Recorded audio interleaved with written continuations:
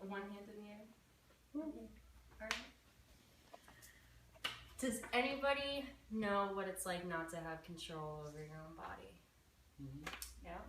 Alright, well, when a woman becomes pregnant, not only is that a very conflicting situation, very scary, but if she didn't have the choice, to decide whether or not she wants to give birth, that seems a bit absurd, in my opinion.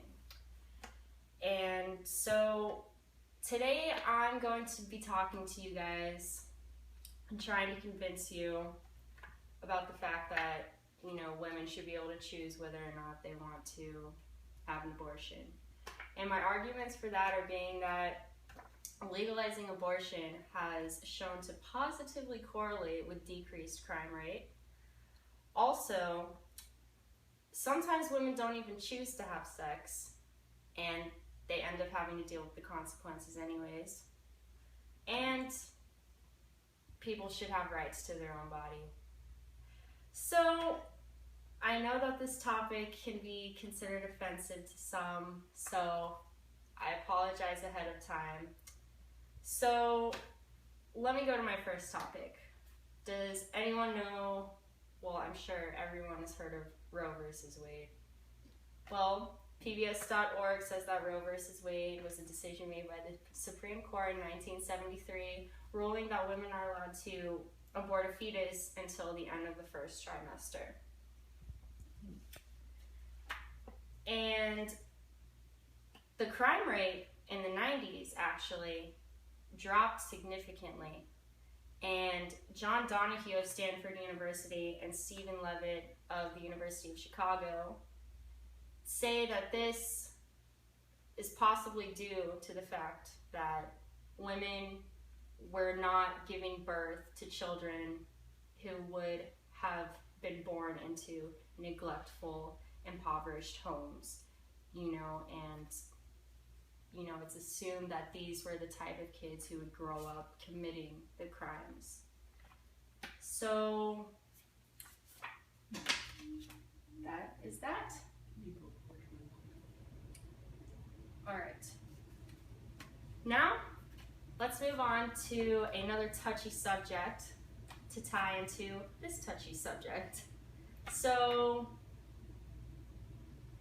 sex is not always a choice. Sometimes women, they get raped by family, strangers, friends.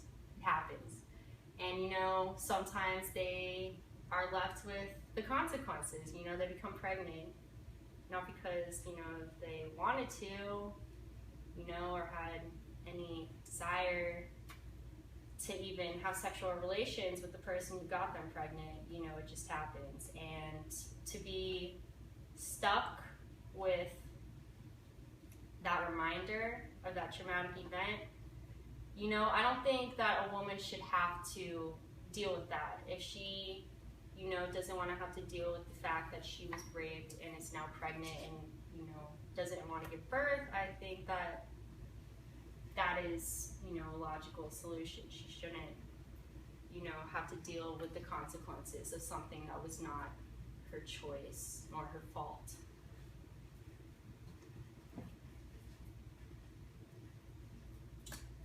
All right. Finally, I'm going to bring to your attention the most basic component of my argument, and that would have to be that everyone should be entitled to, the rights of their own body. An 8-week-old fetus is not going to be able to sustain life by itself outside of the womb. The woman is the one who has to provide service and, carry it.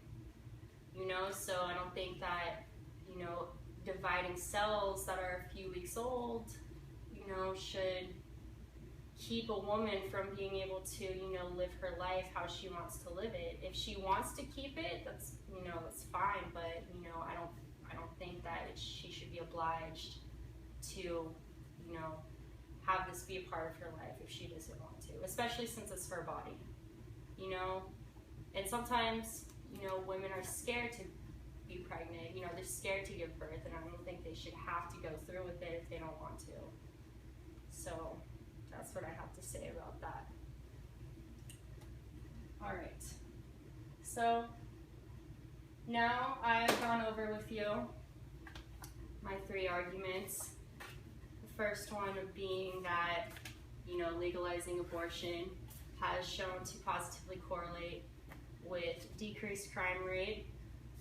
Also that women do not always choose to have sex. And also the fact that, you know, everyone has the rights to their own body. And I hope that I was able to open your eyes, you know, to the other side of things, depending on if you were, you know, against or with, you know, doesn't matter. So with that, I'll leave you with a quote from Margaret Sanger. "No woman can call herself free who does not control her own body."